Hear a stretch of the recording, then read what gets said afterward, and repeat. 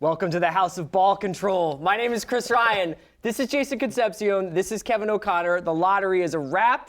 We are here live at the Ringer Soundstage talking about the NBA draft. It's been at once very eventful outside of Barclays where all these trades and trade rumors are going on, but the draft itself kind of smooth, right, Kevin? So is there a winner from this lottery right away that you're seeing? So I think the winner is us in terms of the fact that we got trades. Yes. We have a lot of fun. Yes. But as for the teams, it's anybody but the Bulls at that 7th spot. I really like what the Utah Jazz did trading up into the draft to get Donovan Mitchell from Louisville. I'm really high on what they did. And then, obviously the Sixers. You get the Simmons and Embiid shirt. Now you can add Markelle Fultz there. Jason, what are you seeing out of this? I feel like, now you guys have to understand contextually, this has been the longest 2-day stretch of Jason Concepcion's life. He looked like a squirrel being thrown out of a hang glider for most of yesterday.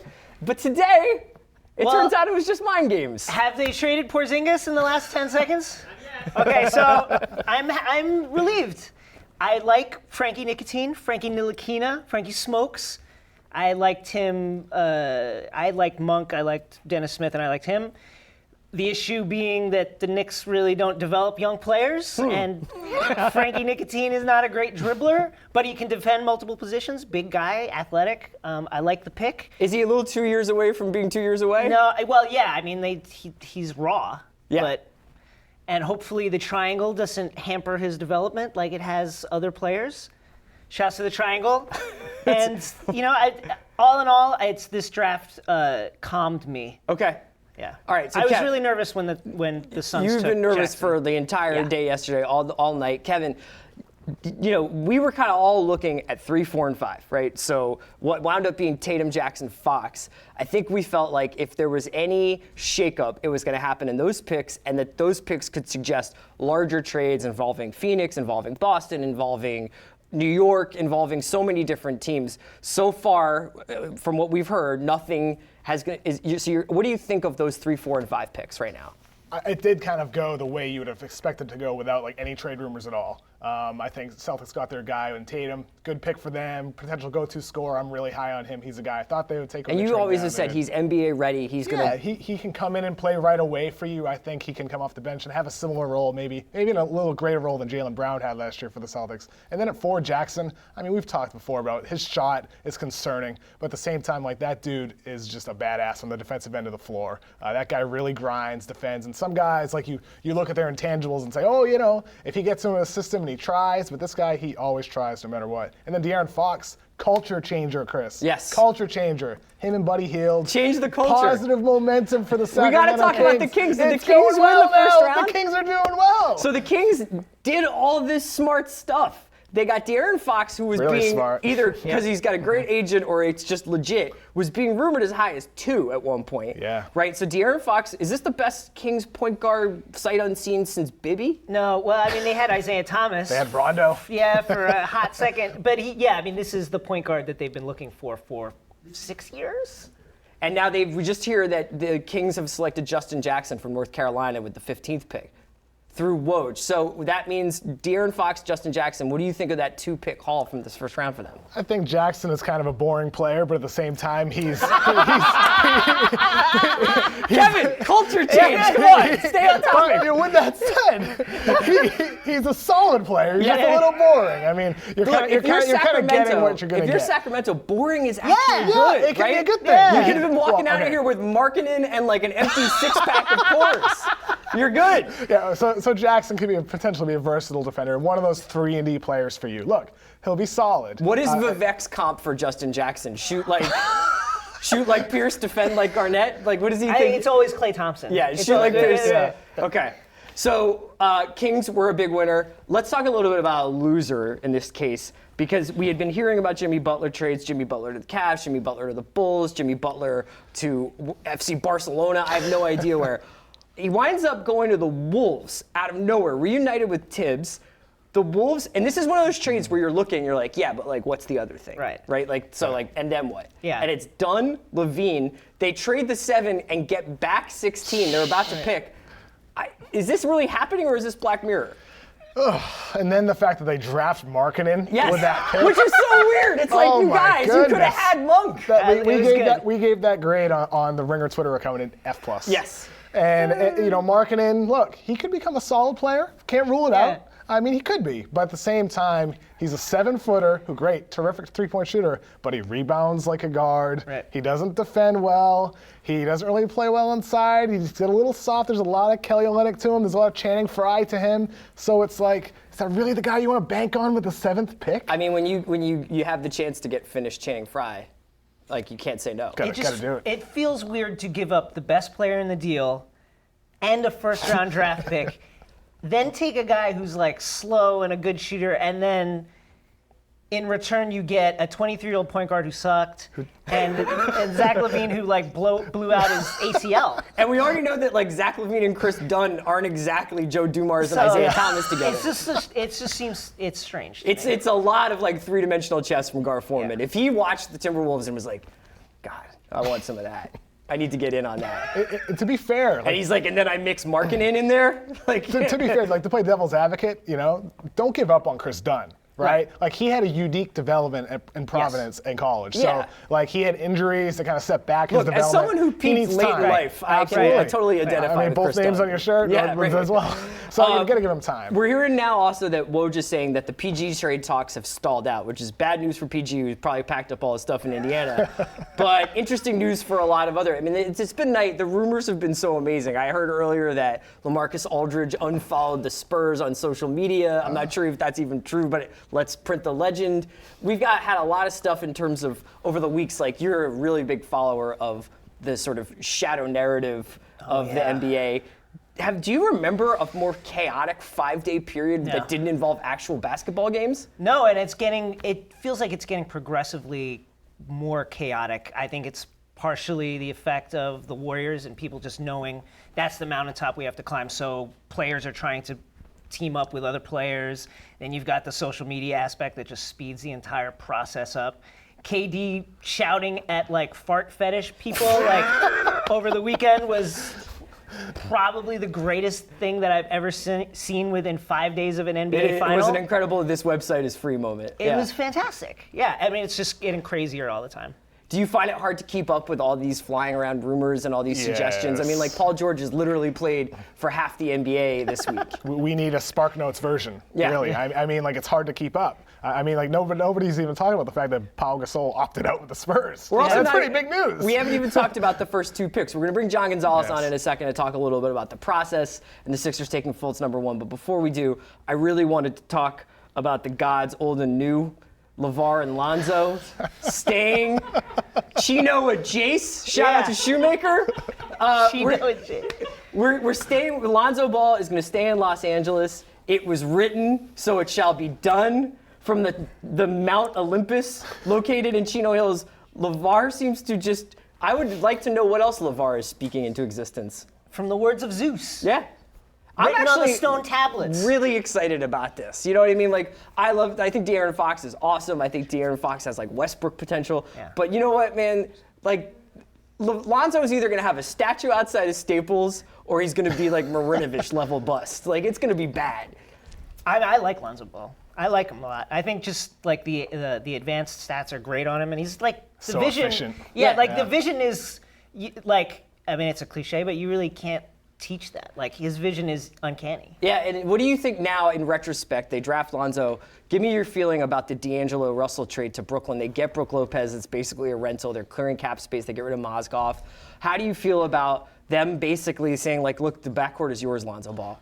I think it's disappointing they had to give up on Russell so soon. Yeah. Yeah. I still think he's going to be a good point guard for a long time in the NBA, but it wouldn't have worked. It wouldn't have led to winning basketball to have Russell and Lonzo in your backcourt. So in that sense, It would not have led to winning basketball. It's great for Lonzo Ball that they're giving him the keys I'm to not do a it. doctor, but I would say that there might have been some chemistry issues there. Yeah, I'd say so. Especially when we're talking about social media, Russell liking a tweet that said, "Don't draft Lonzo Ball." I mean, Yeah. come on, like that's another thing. Also, like, we need SparkNotes for all this stuff. The Sixers collectively teed off on Twitter Yeah. on LeVar's discussion, like LeVar's speech after Lonzo was taken. So that brings us to the Sixers, that brings us to the process, and who better to talk about it than John Gonzalez. John's our buddy, he writes for The Ringer. He just wrote a piece about the process kind of ending, but also maybe just beginning. Now the Sixers, what's up, man? Smooth transition. Good to see you. I know, it's just like, I know.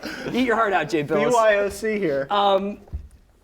This was one of the least dramatic draft nights for the Sixers. Yeah. You know, we've had trades for, Drew Holiday goes, Nerlens Noel comes in, Yeah. Jaleel Okafor getting drafted even though the front court is packed. But tonight, we took I'm using we in the royal way. The like Sixers took who was the consensus best player available and the best fit. Yeah, there's been a lot of draft night drama for the Sixers over the years, but the drama came a couple of days ago, and it was wonderful. This is what we've been waiting for, Yeah. we being aggrieved Philadelphia fans, for quite some time. Yeah. It's been a long time in the wilderness, man. It's been 12 years since they had a winning season. I don't know if they'll have a winning season next year, but it's going to be so much more fun to watch like actual basketball on the court rather than you've mentioned it. It was inverted for a long time where like the season would end and I'd get super excited about like the offseason, like the lotteries here in the draft, and then like I'm watching summer league games like they matter. My wife thinks it's super weird. She'll be thrilled that that's done now.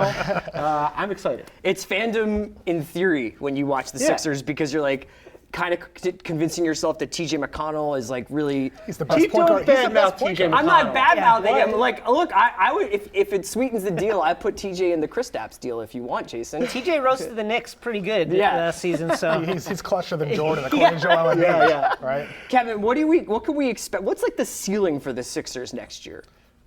Maybe if Joel Embiid stays healthy, plays at least 70 games. Are we talking 70 about? games. Oh yeah. Are we talking about like a potential 35-ish win team? Maybe coming close to 40. I mean, they got a lot of talent. Okay. Let's be real here. Where did he play last year? 31? Yeah, 31. So we're doubling him. We were pacing We're doubling it Yeah. for Joel Embiid. Oh, So ease we're, into it. so we're Right. talking ceiling. I mean, if Joel Embiid stays healthy, that's the key, not just for this year, but the next decade. Yeah. Like if he stays healthy, they could become one of those teams that are in the conversation for the finals every single year because he's a potential Hall of Fame. I can't player believe this is talent. real life that we're having this No, conversation. it's insane. I do want to spin it forward a little bit, and I want to talk. One of the things that's been obviously developing over these last 5 days with all the rumors, Chris Paul, Blake Griffin, Kyle Lowry, all these guys. You guys have all spent time either covering, sometimes with teams, Houston, Utah, Boston, whoever. You guys have spent time around these teams.